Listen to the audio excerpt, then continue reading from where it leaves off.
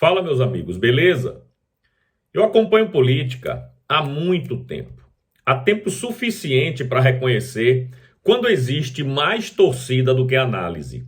E é exatamente isso que a gente está vendo acontecer desde que tentaram fabricar um escândalo contra o Flávio Bolsonaro. Depois das fracas denúncias envolvendo Flávio e Daniel Worcaro, parte do governo, da imprensa e de alguns especialistas políticos, praticamente eles decretaram o fim da campanha presidencial do Flávio. Era como se a eleição já tivesse acabado antes mesmo de começar. Manchetes, comentários, debates, tudo girava em torno da ideia de que Flávio estava derretendo e que o eleitor havia abandonado o bolsonarismo e que seria melhor o PL procurar outro nome por aí.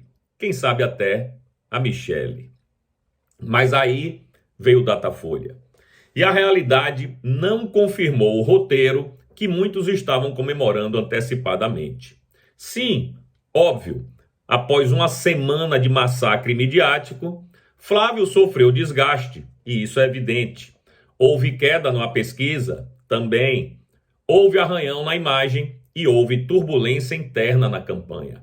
Só que o impacto foi muito menor do que as pessoas esperavam, né? Quando eu digo as pessoas, evidentemente, a velha mídia e o governo. A própria CNN trouxe análise de que não houve terra arrasada. E essa frase resume perfeitamente o momento, porque a expectativa vendida era de colapso. Só que o que apareceu na pesquisa foi outra coisa. Lula continua enfrentando uma rejeição alta, o antipetismo segue extremamente forte e Flávio permanece competitivo, mesmo depois dessas semanas de bombardeio político intenso contra ele, mesmo com a máquina de moer reputação ligada contra ele. O que mais me chama a atenção é como a imprensa errou na leitura do país. Existe uma bolha política em Brasília e dentro das redações e dos grandes estúdios que frequentemente confunde desejo com realidade. Criaram a narrativa de que bastava uma crise para a candidatura de Flávio evaporar automaticamente.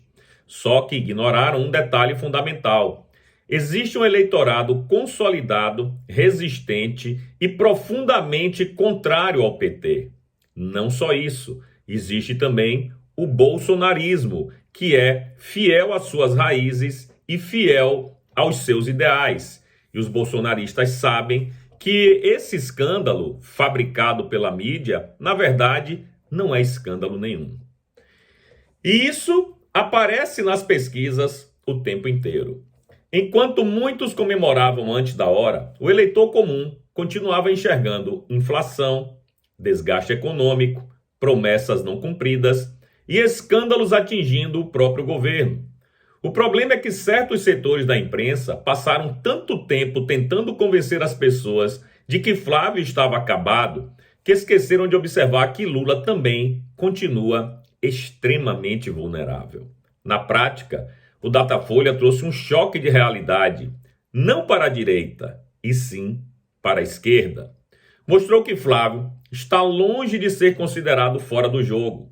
Mostrou que o governo não conseguiu destruir a candidatura adversária, como alguns imaginavam. E mostrou principalmente que narrativa não substitui intenção de voto.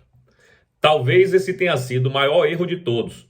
Acreditar que repetir diariamente que uma campanha morreu seria suficiente para o eleitor acreditar nisso.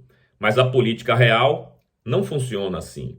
Quem decide a eleição não é comentarista, não é editorial, não é hashtag, não é especialista político. É o povo. E pelo visto, muita gente em Brasília e na velha mídia esqueceu disso.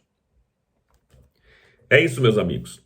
Deixa aí nos comentários o que é que você acha dessa tentativa frustrada do governo, da velha mídia e de uma parte do Centrão de achar que Flávio já estava derrotado. E se vocês ainda não se inscreveram nos meus canais, o Didi News e o Didi RP2, por favor, se inscreva lá.